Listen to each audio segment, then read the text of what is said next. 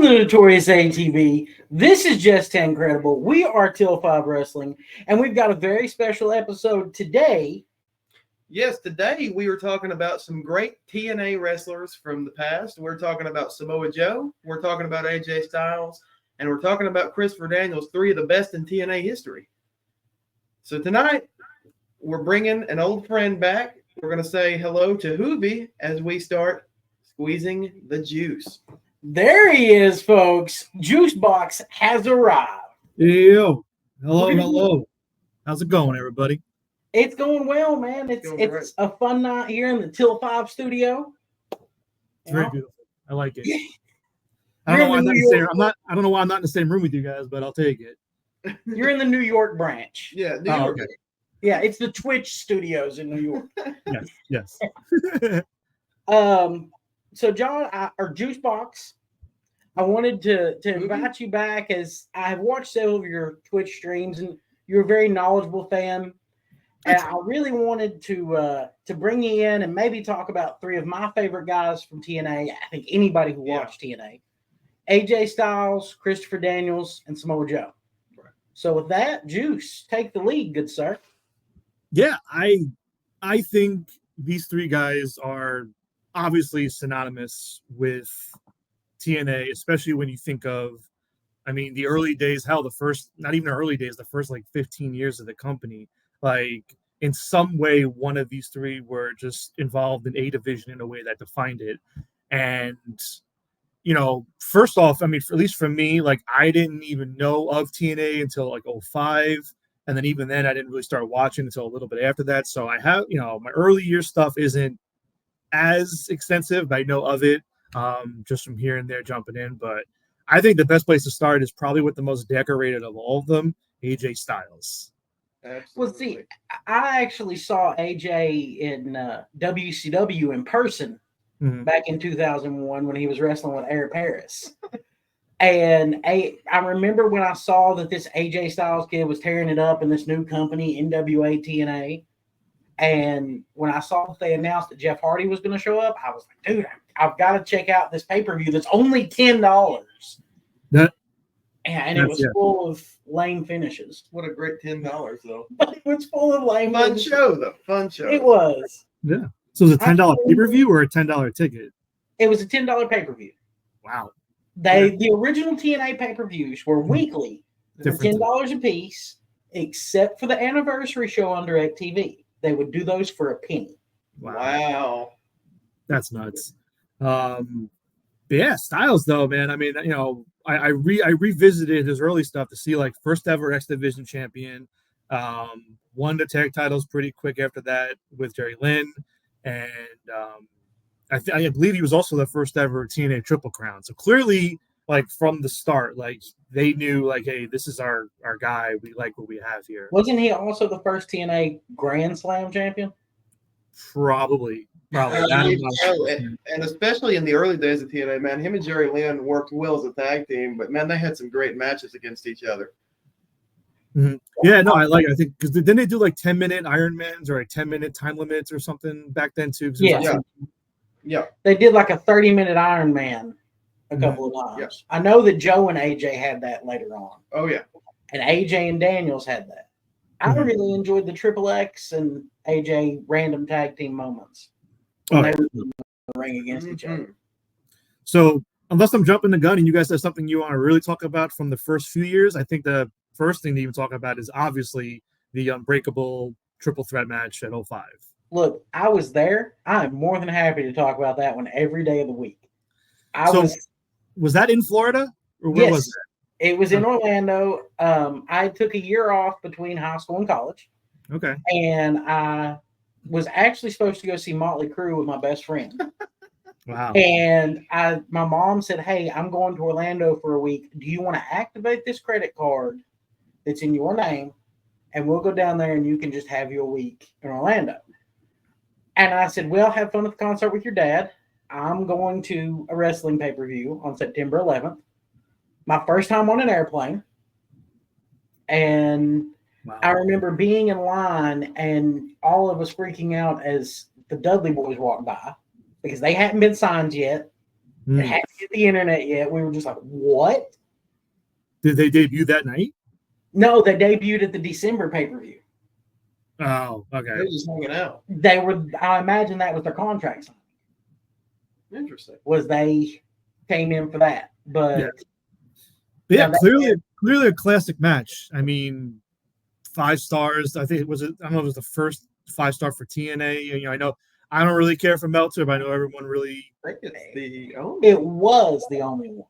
For a long time, it was the only 5-star for TNA, which is kind of criminal when you think back on that. Yeah. Well, I actually got a chance to talk to Raven because he was the world champion at the time. Okay. And I was asking him how he felt about them taking over the main event spot for him. And he was like, I didn't care. I got paid the same either way. So I thought that was really neat that he wasn't one of these guys that wanted the main event spot. And then rightfully so, that match tore down the house. Yeah. And that was AJ's third X Division title win, I think. I believe so. Was that now, what month was that? Is that September or what month of the year was that? Yeah, it was September. So I think at that point, I was maybe 2 months into like my Ring of Honor. I just discovered Ring of Honor, just got a little bit into TNA. So it was like the perfect time where like I knew all 3 were in TNA, but I knew them from it, AEW, from Ring of Honor. Yeah. So it was really cool. So I watched that match and it blew my mind even then back in 05. So amazing stuff. And for me, I find it really weird that was the best match they ever had. They weren't on TV at that point. No. Wait, what do you mean? Oh, they weren't on weekly? They didn't air on TNN yet. They hadn't. No. Okay. That didn't happen, and they were out of the Fox Sports Net deal had ended in August. Yeah. Mm-hmm. So they had 6 weeks where they were just online in 2005. Wow, I didn't even know that. Damn. Yeah. There was no build. That's why I didn't know about the show until Mom was like, hey, do you want to go down there? And I got to thinking, like, I don't know, Orlando might be fun. And then when I found out about the pay-per-view, and my mom realized that it was a free show, so that meant she had to take me. And then we're standing in line, and the waitresses from the Hard Rock Cafe come walking by. She's like, hey, let me get 2 secs on the beach right now. What I really thought was cool, I didn't know this at the time, was that it was originally, I mean, again, the storyline was the storyline. I'm sure it was planned. But originally it was only supposed to be Joe and I think Daniels. And then because Daniels interfered in a match with Joe and Styles like a month prior, I think it was like a tournament final or something. It was the Super X Cup final. There you go. Yeah. And they added them in, and that's what made the 3-way, classic 3-way. Yeah. I'm pretty sure that's. Look, that would have been fall of 2005. I was doing nothing but drinking copious amounts of alcohol at that point. I own that. Yeah. Well, then, after that, Christian, after that, Styles started, like, he did the Christian Coalition for a while. Then he did, like, the Angle Alliance, and he kind of, like, was jumping with stories, with he had that great Fortune 4. Fortune 4. Yeah. Oh, yeah, we're getting a Fortune. Yeah, Fortune. that came afterwards. I wanted to ask you guys a quick question, though. Do any of you recall, apparently, something happened where at one point Styles accidentally got married to Karen Angle, like on TV? No. Do either of you recall that? What happened? I don't remember that. I don't remember him. I don't remember that at all. All right, I purposely didn't dive into it because I wanted to get your reactions and see if either of you were like, "Oh my god!" Okay, all right. Well, we won't talk about that then. But wow, we'll reconvene on this. Yeah. I don't know what happened there, but after that we have before Fortune, there was also like when they were doing the Frontline stable against the Main Event Mafia, then Fortune. So he jumped around in stables for a while after that, but he was still winning belts along the way, doing his thing. Yeah, having great matches with Sting and Angle and all kinds of different guys. Oh yeah.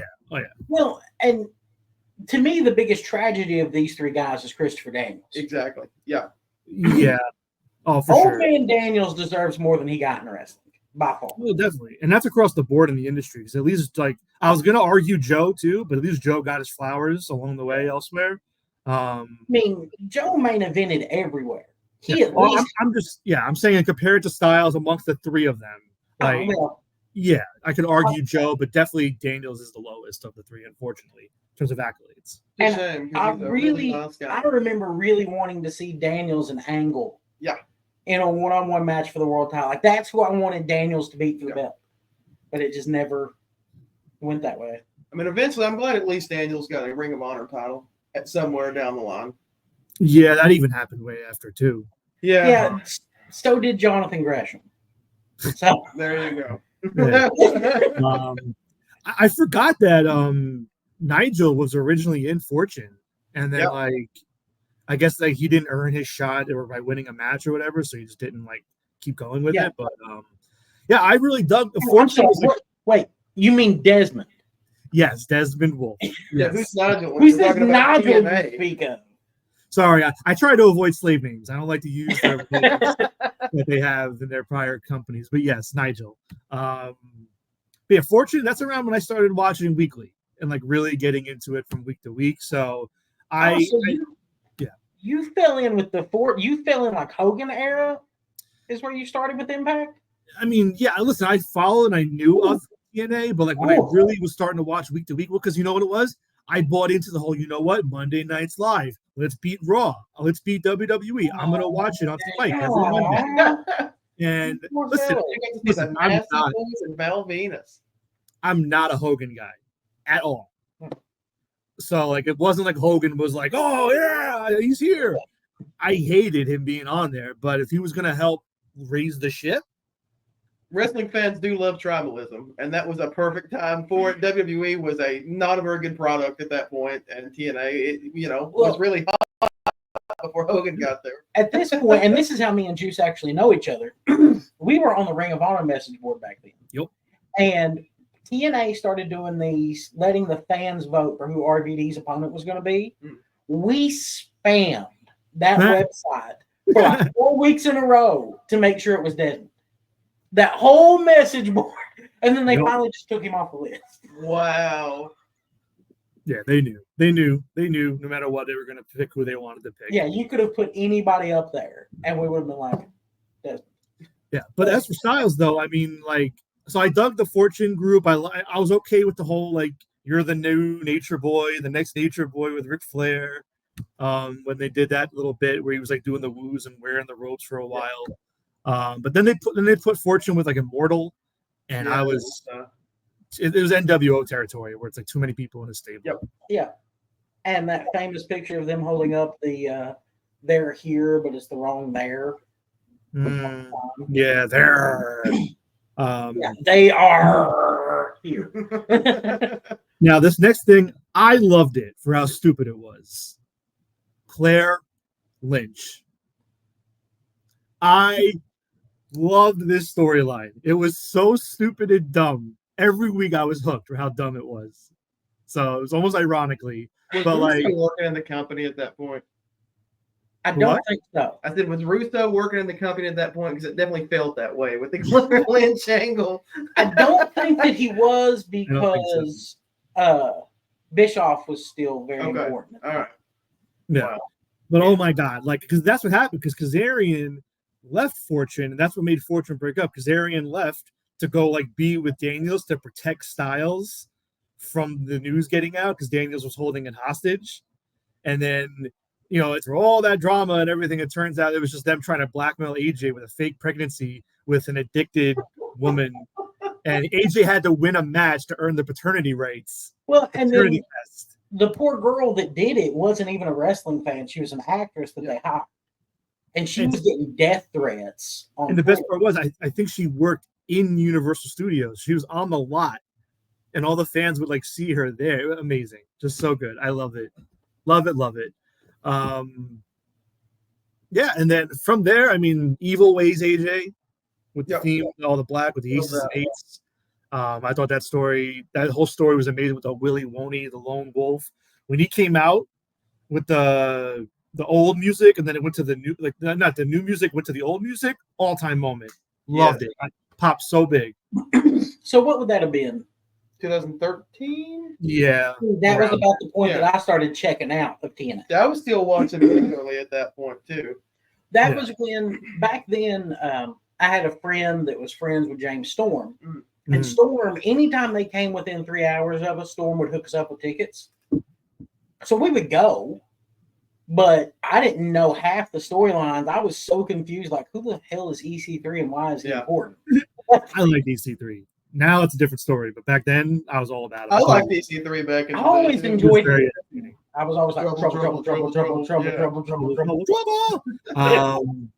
And then actually, this might have been like 2012, a little earlier. I forget, only because I found it funny that when you look back at like AJ's like final few months with the company, they essentially just ran back a Summer of Punk story where it's like my contract's up, It really I'm did. gonna win Yeah. I'm gonna win the belt and I'm getting out of here and like I'm taking the belt with me and all that. So, I mean, overall, he had a great run. I mean, I have written here 5-time world champion, 6-time tag champion, 6-time X Division champion. It's a lot of belts, very decorated. So he had a Yeah. good run. So And he was Legends champion. yeah, I didn't write down the TV legend. Or TV television champion, or whatever global- global global- champion. Whatever you want to call him, yeah. I don't know what the difference in a global and a world title are. I think they'd be the same thing. But that's kind of like an international and a world title, right? AEW. Yeah. So before we move on to Joey Samoa, what were some of your favorite AJ Styles matches? What are some that stick out throughout his career that were from TNA?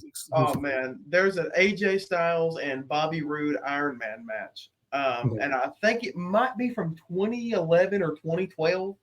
And it's awesome. Was that on TV or pay-per-view? I think it was on TV. Yeah. It was around the time that Roode was world champion, getting his first real big push there. That was an awesome time, man. I'm sorry, I loved it. I mean, that's for me, that's my peak TNA. But my favorite AJ era would be this one back here, that's on the poster. Okay.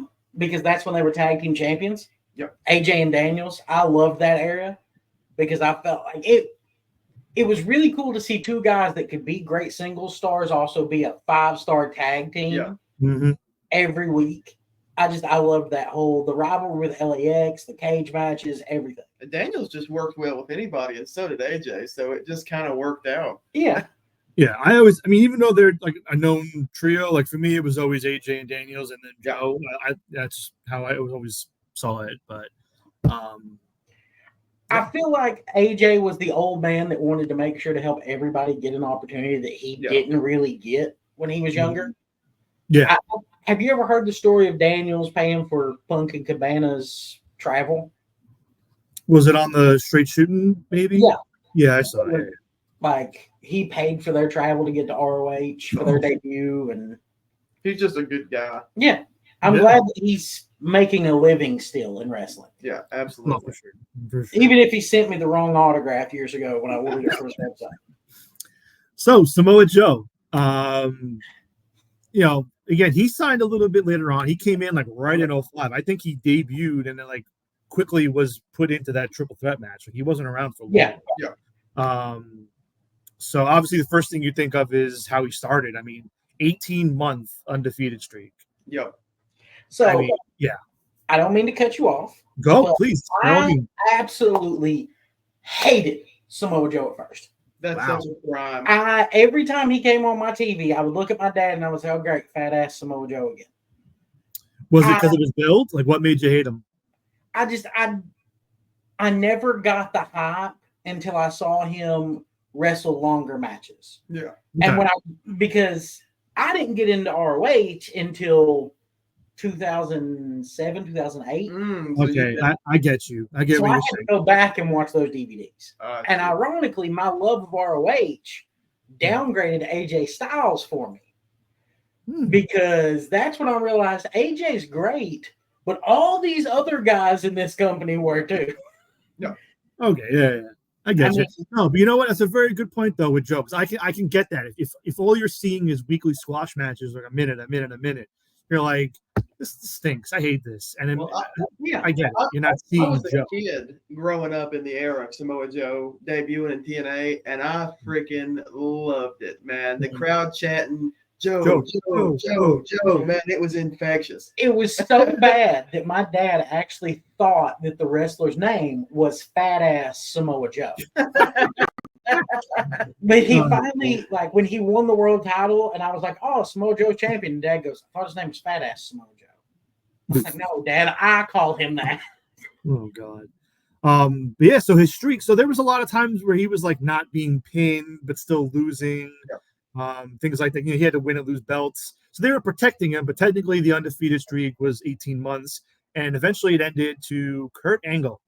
Made him tap out, which for me, I mean, that was like peak because I was already high on Joe in Ring of Honor, and Angle's my goat. So like that was my shit. That was awesome. He thought you said my girl. Oh no, my goat. I was like, huh. No, I really hated that. Really? You're a hater, man. I loved the matches with Angle and Joe. I hated the way that they ended Joe's undefeated streak with a submission. To me, it makes so much more sense if you're going to build somebody up as undefeated. You let them lose by DQ, you let them lose by pinfall, and then you let them lose by submission in order because you've had him get cheated, his body gave out on him, and then he finally gave up. Yep. Yeah, I don't know. I mean, yeah, I feel like the submission alone was fine. I mean, I wouldn't do you could do the DQ, I guess, at that point if you're protecting him, but I don't know. Yeah. It's not terrible, but I think Angle should have pinned it. I'm glad and then save the submission for later down the road. I am glad it was Angle. Yeah. It makes sense to be Angle. They actually paired extremely well together.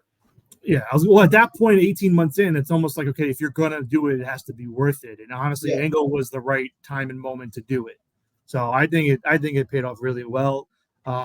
Honestly, I'm surprised he only, looking back on his career in TNA, only won the world title belt one time. What a shame.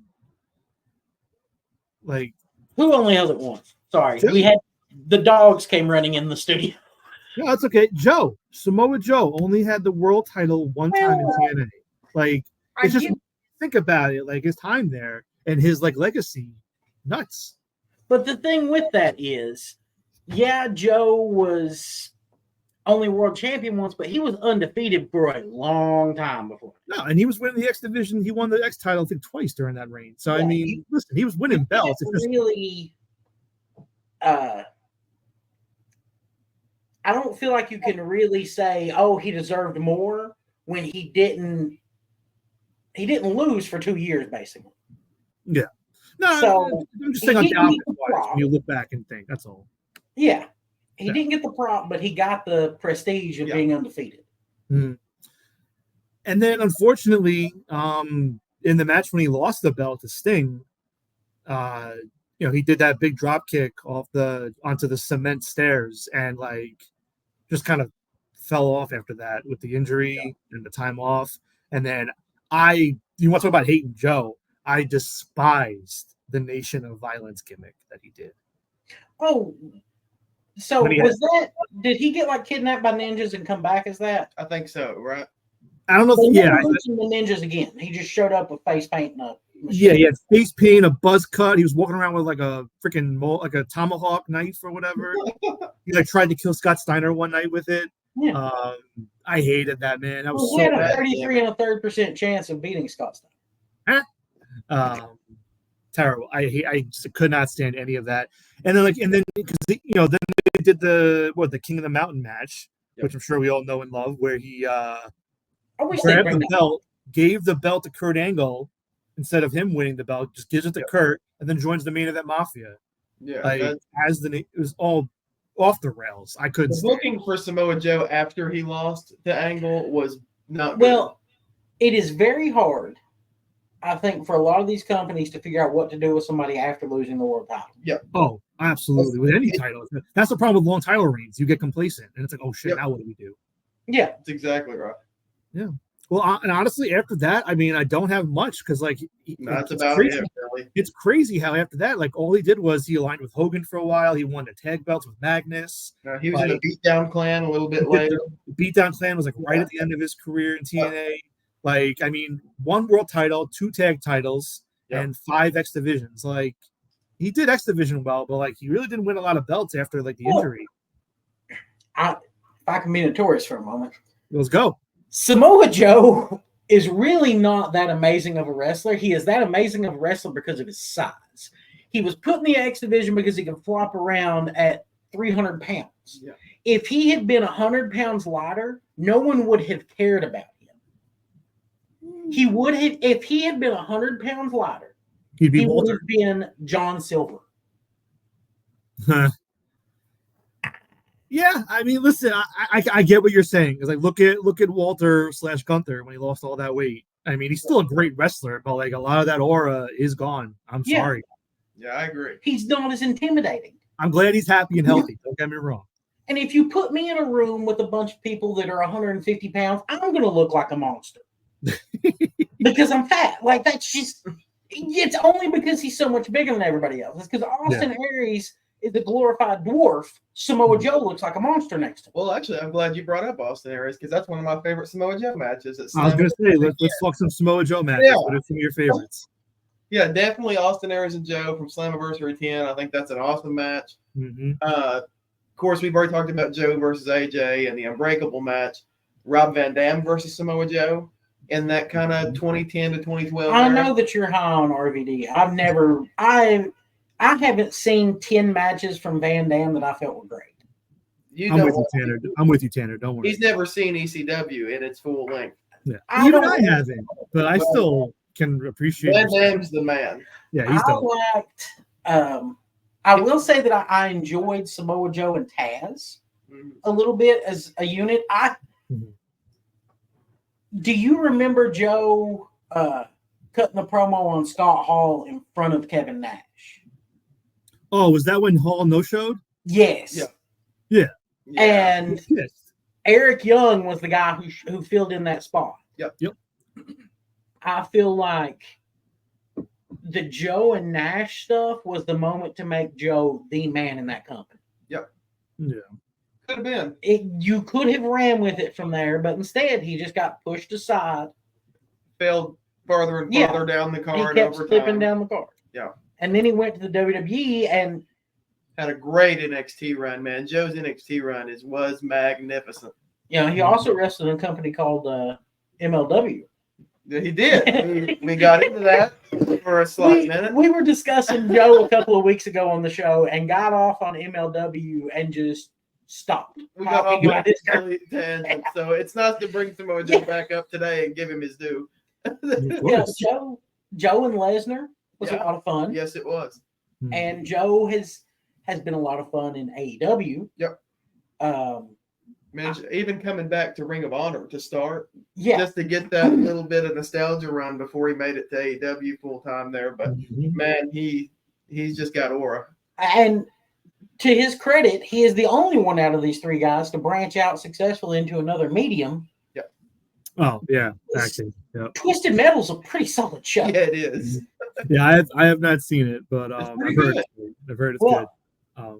I was convinced that it would be awful, and because I didn't see how they could make a good show out of that. They did, though. But they really did. They nailed it. They pulled it off. Yeah. So before we move on to Christopher Daniels, my last little claim to fame for Samoa Joe is my thank you to him because constantly he was being pulled away from Ring of Honor shows to do TNA events the same weekend.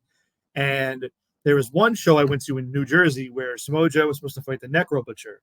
And TNA pulled Joe.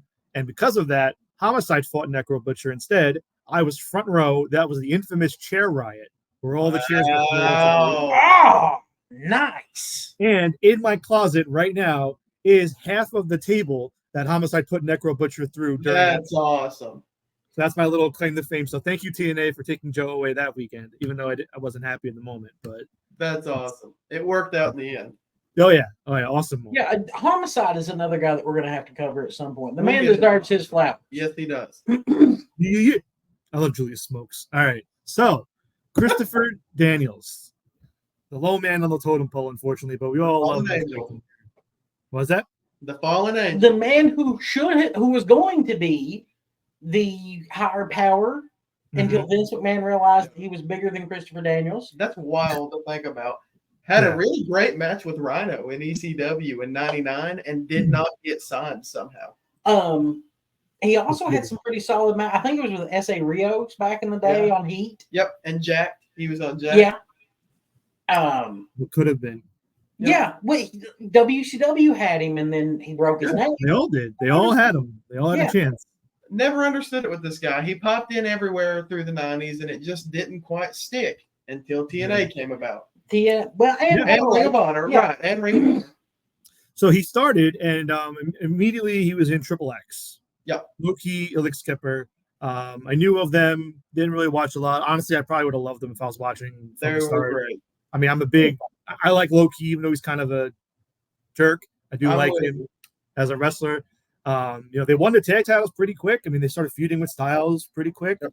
And then they won the tag belts together, Styles and Daniels at some point, which we talked about. The AMW feud?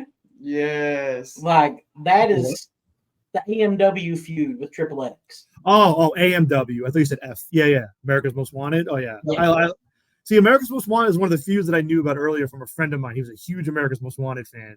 So he liked James Storm and Chris Harris a lot.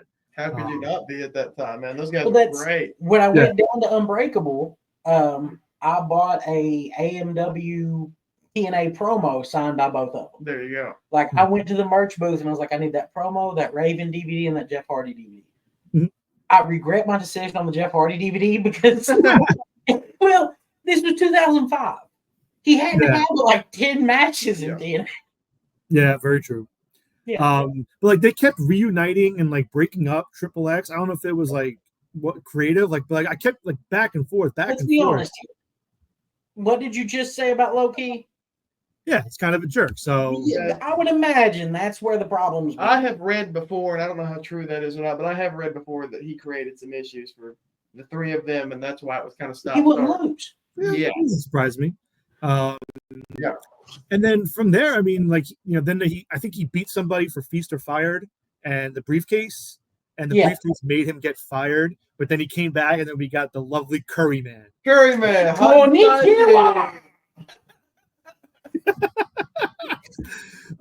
Curry Man, just I'm not a big comedy wrestler guy, but I love the Curry Man bit. I thought that was great. Then he started doing Suicide for a little while after Kazarian, I think, took some time off. So he wasn't on TV. Yeah, I have another side story. Okay, go. Yeah, go. I went to a TNA show in Corbin, Kentucky.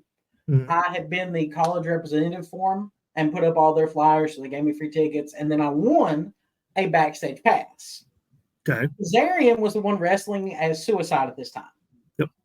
I took my program backstage, and I said, will you sign the Suicide page? And he gives me the dirtiest look. He's like, I don't know why the fuck you want me to sign that. I'm like, all right then. So you don't have a sense of humor. Or he's being in gimmick, Yeah. Because he wasn't wearing the Suicide outfit, right? He was No, but there's a difference in keeping kayfabe and being a jerk. Oh yeah, no, I understand. Like, there was much more of a jerk tone. Well, we'll cover that when we talk about Frankie Kazarian. Right now, it's Christopher Daniels' time. Well, but there is so much connected from SCU. Well, that's why 15-minute segments and 35-minute segment. Well, that's so then Daniels comes back after like the year and a half or whatever being Curry Man and Suicide. Doesn't really do anything for because his contract ended a year after that and they released him. So he didn't really do much during that time. Kept losing. Went to Ring of Honor for a little bit, and then he came back after a year again, and this is when he started doing. This is when the Fortune stuff started ramping up with Fortune and Styles and Claire Lynch and all of that. But then we got Bad Influence. Yep, and Bad Influence was a lot of fun. One of my favorite tag teams from that time. Apple Teenies for everybody. Yeah, I loved it. I love Bad Influence. I liked Bad Influence more than the SCU bit. I'm not really a huge absolutely guy. Even the Addiction in Ring of Honor, I thought was better than SCU. Yeah, but I love the World Tag Team Champions of the World. line Yeah. they always use. That always popped me. Big pop there. They came out as the Road Warriors during that run Yeah. too. That was so Yep. awesome. Yeah, and then he left. He left in 2014, and that he hasn't been. Well, he went back once on behalf of AEW, but that doesn't count. Yep. But yeah, and then that was it. So no world title wins, 8 tag titles, and 3 X divisions. So he won a lot of tag belts, but He did. they never really got much like singles love. He was he was always a great hand. I always thought that Yeah. they realized they could pair him with literally anybody, and it would make for a fun tag team. Mhm. Yeah, well, he, as Cody Rhodes infamously said about Shawn Spears, he's a good hand. Yeah. Yeah. Christopher Daniels is a great hand. Oh yeah. I don't know that he never got the chance to carry a company, and I hate that for him. Yeah. Yeah. You probably couldn't ask for a better hand than Christopher No. Daniels. I mean, there was never a guy more consistent in that era. I would argue that Christopher Daniels is our modern day Mr. Perfect. Yeah, basically he is. Yeah, That's a great. I get it. Yeah. Yeah, That lines up. I know. So now, in terms of Christopher Daniels matches, the first one that comes to mind for me is when Bad Influence was feuding with Aries and Rude. Mm-hmm. They were both like trying to out heel each other. Yep. In tag matches. I always enjoyed those matches from them. I enjoyed a lot of his early work against Jerry Lynn. He's another guy that had some great matches with Jerry Lynn. I know we talked about Triple X being a team, but Christopher Daniels and Elix Skipper had some really awesome matches against each other also. Destination X 2005. They were in this weird like it started out with 4 people and it cut down to 3 and then it cut down to 2. Yeah. And Daniels and Elix were in there together, and I remember being like, God, they're such a great team, but they also work against each other so well. Yep. Those are the Now- best. Those are usually the best teams. We all know that Christopher Daniels' best match in TNA was January of 2012 at Genesis when he lost to Sean Morley. What is this? What are we doing here? Yeah. I gotta go. Quality entertainment. Come on. That match put butts in seats. Oh man. Yeah, I didn't. On the WWE's program. Yeah. It put the butts in the seats everywhere else. They're like, I'm out. Yeah. But they all had stellar careers. Mhm. I'll give them that. Daniels, I will say Daniels actually brought out, I feel like he meshed well with Mr. Kennedy, with Mr. Anderson more than most wrestlers did back in the day. Because I remember seeing, that was the first time that I saw Anderson wrestle and being like, okay, I get it now. Yep. Like Exactly. he's got the tools. He Oh, just needs somebody to help Bring it out. bring it out. Yeah. Exactly. And honestly, like, it's weird because, like, I feel like Joe and Styles probably still would have been and found their way and elevated like without Daniels, but like clearly Daniels still he played a pivotal role in getting them over along the way. So he played his role there, but he still got himself. He still got like what's the word I'm looking for? He feasted on I don't know. I'm losing the word, but basically he took advantage of it and he still got some good results from it. He might not have been the head of the table, but he had a seat at the table. Yeah. He ate. Yeah, he ate. That's exactly right. Yeah. So that's got the 3 of them. That's Pretty it. well. That's the 3. That's That's it. it. That's a lot of squeezed juice on the table here. Get it all out. It's all out. We're good. Yeah, well, thank you guys for having me on. I do That's appreciate it. it. Like that. And We yeah, really enjoyed definitely. having you with the live. Thought you might like to have a more structured experience with us. Yeah. yeah, absolutely. episode. Fun. I look forward to coming back next time. Yeah. Great, man. And people can catch you every Thursday. Yes, every Thursday at 7 p.m. Eastern. We are on Twitch. We can put the link maybe somewhere, wherever I'll down at below. least put it in the comments. Yeah, we can put it in the comments. Just find us on Twitch, and you can watch and support us every Thursday at 7 o'clock. We're live. And I did notice you all have a Facebook page now. Yeah. Yes, we're expanding. We had the Twitter, we have the YouTube. Now we're getting the Facebook. We're trying to get a TikTok as well. But I'm not a tiki-taki guy, so the other guy's gonna handle that side. That's That's very what much it what's does, happened yeah. here. I'm not a TikTok guy either. Like, Know I'm your always on strengths. social Know your media strengths. anyways, so I'm like, sure, I'll take it. Yeah. There you go. I appreciate it. And we'll catch you this Thursday. That's right. We're gonna cross streams with you. Yep. Yes, yeah, on the 17th. I'm not sure when this one is airing for people to see, but yes, on the 17th of October, these gentlemen will be on my show on Twitch. We'll be doing some blind rankings with their various topics, and we'll also be breaking down Wrestle Dream and the fallout from AEW. So a lot of AEW talk and a lot of fun times. It'll be good. Yeah, one of us is really hoping that this is Bryan Danielson's going away party. Oof. You know, I know you both picked forever. Mox, man. I don't know. I didn't mean forever, just for a while. I don't know. You both picked Mox and broke my heart, so we'll see. Well, I think Mox will win, but with the news that came out recently about Jimmy Jacobs, we'll see. Yeah, we will see. I don't think he's going anywhere. I think Danielson's retaining, but we'll talk about it next week when you guys are on our show. We'll get into it Thursday. There you go. I appreciate you, man. Thank you, Juice. Got it. Have a good one. Take care. Hope you enjoyed that nice long segment with Juice Box. That's right. So we covered a lot of TNA people there. TNA actually got their real start. Their first show was in Alabama, but they got their start in Tennessee. And that's why Till 5 Wrestling is really proud to bring you our top 5 wrestlers from Tennessee. Go Big Orange. So, first off, TNA, you have to give it to Jared. I feel like Jared is the king of the mountain. That's right. In Tennessee. The man. Yeah. Number 2, Jerry the King Lawler. Jerry can be the prince in this case because Jared's got that top spot. You can't talk about Tennessee and not talk about Jerry Lawler. Yeah, he is the king of Memphis. That's right. Yeah. Now, then you've got the Tennessee Cowboy, James Storm, racked up those wins in TNA. That's right. Former world champion, tag team champion with Chris Harris. Still works a lot in Tennessee Indies. That's right. So you can't deny that he's one of the guys. He's the Cowboy. Yeah. Also on that list, speaking of a guy that works a lot on the Tennessee Indies and a guy ECW, WCW, Tracy Smothers. Yeah, he the Full-Blooded Italians, ECW. I really liked him as part of the Young Pistols in WCW. I actually had a few chances to talk to Tracy over the years on the phone. Super nice guy and a great representation of Tennessee wrestlers. One of the guys he helped train, Sean Hoodrich, is in Tennessee still, and great wrestler. If you ever get a chance to see him, I recommend that you check him out. Honorable mention. Honorable mention. Now, number 5. I'll let you introduce this one since you love women's wrestling. I don't usually love women's wrestling, but I have a ton of respect for the athlete that Bianca Belair is. I think Bianca Belair is fantastic. And I feel that she is an excellent role model for young children out there, especially young African-American children like my cousin's little girl. Mm-hmm. I really think that Bianca Belair has exploded onto the WWE scene.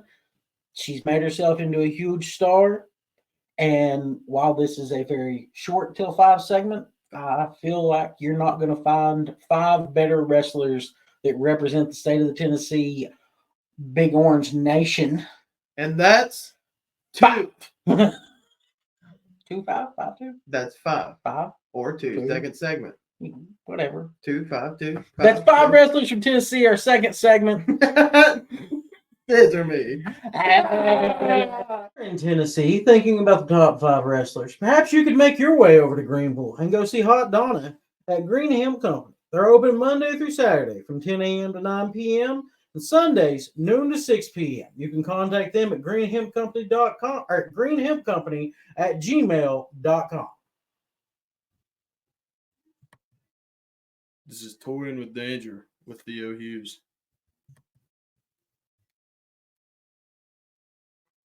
Now, I got a little story here about people that just don't like to pay. You want Theo Hughes on your podcast. You want Theo Hughes to do this. You want Theo Hughes to do that to make you money. Where's my money at? That's just some food for thought. Don't worry about me, guys. I'll get your views. I'll get your ratings. Without me, congrats on the 12 views. I think you know who I'm talking about here. But, just give me my money. That's all I want. I just want to play with my wrestlers. I want cash or rats. That's it. Nothing else. And, there's 2 guys that oh, we need you. We want you. Please come on our show. You're a BFF. Miss you so much. You got to pay your BFFs, dude. I'm not doing this for love. I'm in this for a reason. Same way you guys are. I'm not here to have fun. I didn't ask for this. I didn't want this. Here I am. Just a star overnight. But, you know, pod me, pay me. And, you know, that's just a little tale. I don't know. I'm going to say whether that's true or not. Could be, could not be. You know who had a great drop kick? This guy, Yuzusha Okada. Well, that was definitely interesting. Yeah, sure was. So here at Till 5, we've decided to expand our family a little bit. And we've incorporated Eldridge from the formerly known as Eldridge and Monroe show. I hear a new name is in. I heard there's something. They're in the works. brainstorming. Something in the works. Yeah, there's something in the works. So we're going to talk about. Well, first off, let's just get the man in here. Get himself. the man himself in here. There he is, the Eldridge. Welcome to Teal 5, Eldridge. Now, Eldridge, as this airs, you are actually going to be on your way to Lexington, Kentucky. What are you going to be on your way up there for? I'm going up for Scarefest, ladies and gentlemen, Scarefest. And let me tell you, weekend passes have sold out. Every other pass is sold out except for day passes. Friday, Saturday, Sunday are still available. Saturday will sell out before the convention, so don't expect to go Saturday morning to get a ticket because you'll be told goodbye, see you later, no room. But it's going to be a fun time, and I can't wait. Now, you did say when we were talking about Scarefest, they're actually going to have a film festival. They are. I guarantee you that the film festival is going to be substantially better than See No Evil 1 and 2 was. Here's the thing. I'm going to be honest here. I never saw See No Evil 2, and there's a reason for that. Now, look, I've seen them both. It's been a long time since I saw the second. I've also never seen the second one. Here's the thing. Like, me and you guys talked about this privately. Me and Aaron, we talked about this when we met up on Friday to conversate about stuff. We talked about how we don't remember it being that bad. No, I don't remember it being that bad either, and it was. It was awful. It was an hour and a half of my life I'll never get back. Because basically what it was like a knockoff in a way of Jason, in my opinion. That's exactly what it was. Yeah. Story. So it was just like, what's the point of this? Where's the originality? Well, there was one thing that was going to be super original about it. What's that? To do it. Well, I'm glad you asked, Alex. I've been waiting a long time to talk about this. So originally, you told me this story. I didn't know this was true. Vince McMahon wanted Jacob Goodnight, Kane's character, to have not one, not two, but a 3-foot dick.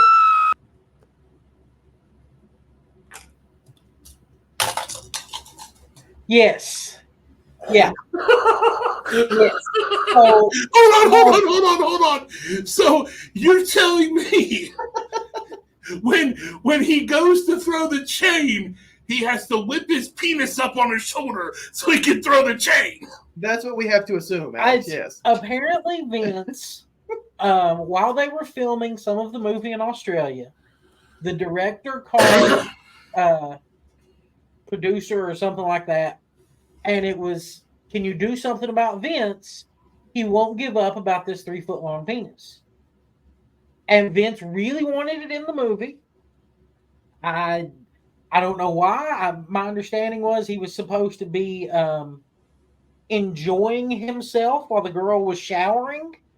Well, he did enjoy himself in a cage in the movie. Yeah, even he later did. on. So some of that made it in the film. Well, I mean, let's remember Vince McMahon was abused as a child. Maybe this is based on a true story. Even the three. Hey, there are people who could verify this. I bet Pat Patterson could. Oh, I mean, so honestly, I'll put it this way: when we rewatched it, I asked Tan if he was ready to watch the second one, and he was like, "Please, can we just not?" I've never said that in the history of our show. I don't want to do it, but the first one was such, and it was like what was it, like an hour and 45 minutes, Yeah, and it felt like an eternity watching. Yes. it was awful. It was horrible. Now, I will say that there was one thing that probably could have made it even better. What was that, Aaron? Well, that would have been a little bit of Green Hemp Company. You can find them in the foothills of the Smokies Monday through Saturday. They're open from 10 a.m. to 9 p.m. On Sundays, they're open noon to 6 p.m. You can reach them at greenhempcompany@gmail.com. Go by, see my good friend Hot Donna, who just got to meet recently. That's right. Sweetheart of a lady. Good person. And go by and see her, get you some quality THC products from a brand that you can trust. That's not just going to try and be like, oh no, you need to eat like 1,000 milligrams to feel better. No. Donna will tell you a 25 milligram gummy from them will take care of you. You will not be obliterated to the point that you can't function. You can enjoy life. It helps out with pain. There are a lot of people out there that I know for diabetics, it can help with their sugar. It will help with kidney function, and it helps with pain. Mental health. Split personalities disorder. It might help with split personalities. I'm a big supporter of Green Hemp Company, and I want to make sure that everybody knows about their quality products. So, and I think that it probably would have made See No Evil at least tolerable. As it is, I will, and look, I see a lot of movies. It takes a lot for me to go below a 2-star. I'm actually probably going to give this a 1.5. Okay. See, so before when I was, of course, teenager, when I saw it, junior, senior in high school, I loved it. It was 5 out of 5 at that time. I give it a Meltzer crazy score. Was it in Japan? Would have been 7 in the Tokyo Dome. This is true. Gave CM Punk and McIntyre 2 stars. What an idiot. But I thought he gave it 5. I thought he gave it 5 too. No. Yeah, he put 2. He put 2 stars. He's researching this right now. I'm pretty sure it says 2 on there because he put 2 for that, 1.5 for Rhea and Liv, which that deserves that. I'm pretty sure that's what he put. He put 2 stars on there, 2 or 3. I hope that you are completely wrong. And me too. I hope so too. But I thought that's what I saw. Yeah, I could be wrong, but 5 stars. 5 stars. Okay. Yeah, Meltzer gave it 5 stars. 5 stars. Okay, so he well so he got one right. But it would have been 7 in the Tokyo Dome, though. Yeah, it would probably have been 20 in the Tokyo Dome. Maybe it would have been. If the Young Bucks were in it would have been 37. And there would have been 37 super kicks. More than that. It would probably been about 50. Actually, let's be honest. The Young Bucks weren't going to get in the Hell in a Cell with CM Punk. No. AEW should. But you know what's funny? CM Punk now actually has a cage fight win under the UFC umbrella because they're owned by the same company. There you go, and that's what it was all about. Alex, what did you rate See No Evil? Aaron gave it a pretty low score. What do you think? I'd go with 1.5. There were some scenes I liked. I didn't like the 30 cutscenes by Bucky Beaver. By Kevin Dunn, absolutely. Yeah. Kevin Dunn definitely had a hand in this movie. I remember me and you were messaging each other, Tanner, and I wrote you, I was like, this has to be done by Kevin Dunn. Like, this is insane. Well, I'm going to be a little bit more better with it. I'm going to give it 3 out of 5 feet.